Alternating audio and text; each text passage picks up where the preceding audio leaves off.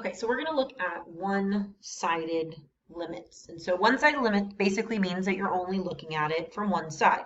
So we can say there's a limit to the left, we can say a limit to the right. So how we can actually look at this is something like this. We can say the limit as x approaches some sort of number, c, and we're going to see a little negative sign in the almost looking like an exponent, right, of some sort of function f of x, and it's going to equal a number, right?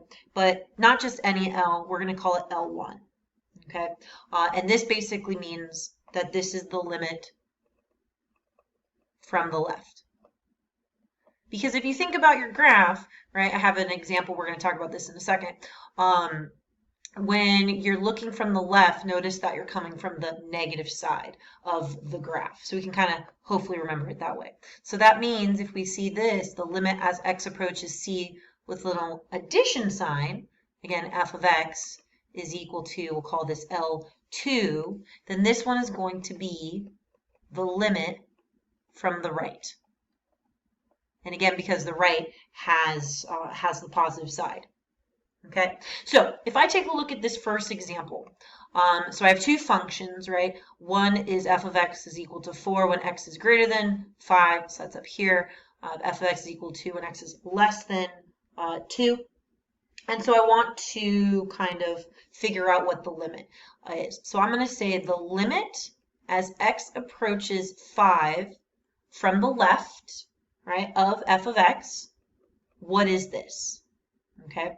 So as I approach it from the left-hand side, okay, so where am I, what am I always getting? What's my output? And it looks like it's 2, 2, 2, 2. I'm pretty confident that it's going to stay as 2. Okay, and then if I write this, the limit as x approaches 5, but this time from the right side of my function, again, here's from the right side, approaching 5, it's still 4, 4, 4, 4, 4, get really, really close, and I'm going to get the number 4. Okay, this takes us back to talking about do a limit exists, right? So from one side and to the other side, are they approaching the same number? And they are not, right? So the limit can exist from one side, but if I wrote this, the limit as x just approaches 5 of f of x, I have to write does not exist, right? Because these two numbers are not the same. So it's important to kind of remember this little aspect of it. There is an existence of a limit. Okay, and so when we say the existence of a limit, I'm going to say this. I'm going to say if f is a function and c and L are real numbers, then I'm going to say the limit as x approaches c of f of x is equal to L if and only if both the left and right limits exist and are equal to L. Okay, so that is really important to kind of remember that as long as they are both equal to the same number, they both have to exist. So this does exist, this does exist. But if these two are not equal to each other, then this whole limit is not going to exist. Okay, so let's take a look at another problem. So I want to know all about the limit of as x approaches 4. So the first thing I'm going to do is I'm going to do the limit as x approaches 4 from the right-hand side of f of x. Okay, and so, sorry, the left-hand side. I wrote negative, it's the left-hand side. So as I approach 4, right, so my outputs are getting larger and larger and larger. And to the best of my ability, it looks like it's about to be 2. Okay, so for our sake, we'll say that it's going to be 2. As the limit as x approaches 4 from the right-hand side of my f of x, Again, it's steady line, steady line, steady line. I'm going to get 2. So notice that from the left-hand side, so left, and from the right-hand side, it's both going to be the number 2. So ultimately, right, both of the one-sided limits, I get to say, is going to equal 2. Okay. Now, we don't necessarily need to look at graphs when we are creating this. I could just look at a problem. So I can just say, here is my problem. F of x is equal to, and I have a piecewise function. So I'm going to say 4 minus x, and then I will say 4x minus x squared. So when it's 4 minus x, I'm going to say x is less than 1. And then here I'm going to say x is greater than 1. So I want to know what's the limit as x approaches 1 of f of x. Okay, so let's figure out first, so what is this equal to? So let's figure out first what happens when I approach 1 from the left-hand side. So that's my number that's going to be smaller than 1. So I'm going to use the 4 minus x. So when I plug in 1, so 4 minus 1 will give me 3. Cool. So from the left-hand side, I get 3. Okay, right-hand side, right? Numbers are larger than 1. So again, limit as x approaches the 1 from the other side. This now I'm going to look at the 4x minus x squared. So 4 times 1 minus 1 squared. So 4 minus 1 still gives me 3. So from the left-hand side and the right-hand side, we're both getting to our number 3. So ultimately, I can now erase this lovely question mark and put that this does exist, and it would be the number 3. Let's go ahead and try another one like this. So what about this one? So f of x is equal to, and this will be x squared plus 1 when x is less than 2, and then let's say negative 1/2 x plus 6 when x is greater than 2. So basically I want to know what is the limit when x approaches 2 of this function. So go ahead, try pausing the function, figure out from the left-hand side and the right-hand side what those limits are, and then see if they are equal to each other, then we know it exists. If they're not equal to each other, then we can say it does not exist. All right, so if you're coming back from the pause video, so this would be the limit as x is approaching 2 from the left-hand side. And so I'm going to be looking at x squared plus 1 because it's a number smaller than 2. So 2 squared plus 1, so 4 plus 1 gives me 5. Over here, the limit as x approaches 2 from the right-hand side, so plus sign, negative 1/2 x plus 6.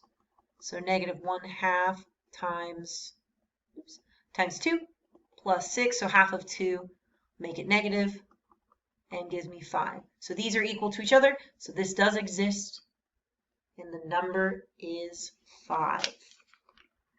Okay. So why are these really, really important? Okay.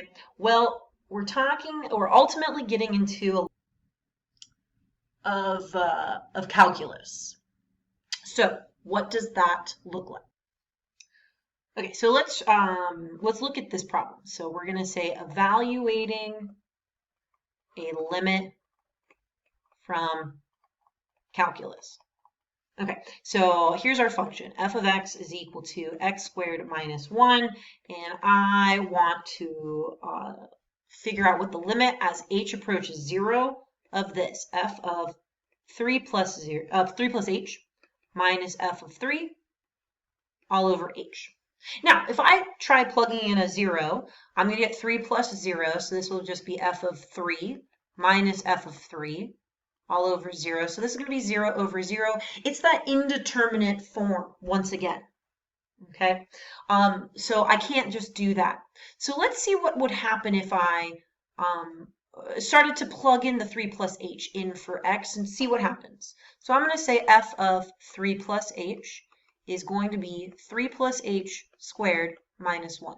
So ultimately this is multiplying this binomial out twice. So 9 plus 6h plus h squared minus 1. The 9 minus 1 will give me 8. So 6h plus h squared plus 8. Sorry.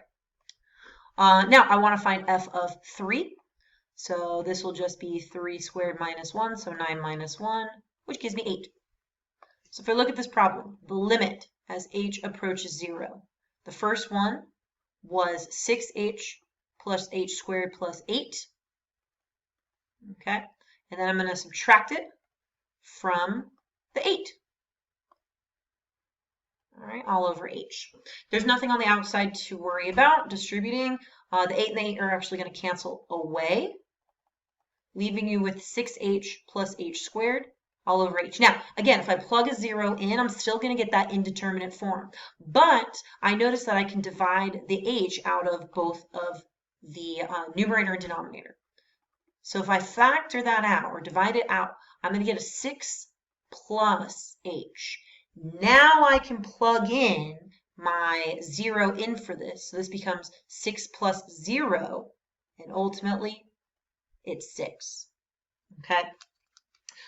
So this is actually going to be very, very useful when we in our next lesson on limits. So let's try another one of these. Right? So again, here's our function. So f of x is equal to 2x squared plus 1. And we are finding the limit as h approaches 0 of f of 2 plus h minus f of 2 all over h. Okay? So if you want to pause the video and try to do this type of problem on your own, awesome. If not, no worries. So the first thing I'm going to do, again, I'm going to plug in a 0. So this will be f of 2 minus f of 2 all over 0. Ultimately, that's 0 over 0. Indeterminate form, can't do anything else. All right, so I'm going to do f of 2 plus h. So that means everywhere I see an x, I'll plug in 2 plus h. So 2 plus h squared plus 1. So 2 plus h times 2 plus h plus 1, so 2 times 2 is 4. This will become a 4h plus h squared plus 1. So 8 plus 8h plus 2h squared plus 1. Ultimately, that is going to leave us with 9. So 8h plus 2h squared plus 9. We'll do the same thing for just plugging in a 2. So 2 squared plus 1. So 2 squared is 4. 4 times 2 is 8. 8 plus 1 also gives us 9. Interesting. So the limit as h approaches 0, first of our green, so this will be 8h plus 2h squared plus 9. I'm going to subtract that from our red, which is just 9. So notice that just like on the last problem, all of this one went away. So the 9 and the 9 are going to cancel out one more time. So I'll just be left with 8h plus 2h squared all over h. Again, if I plug a 0 in, I'm right back to the indeterminate form, but the h's do simplify out.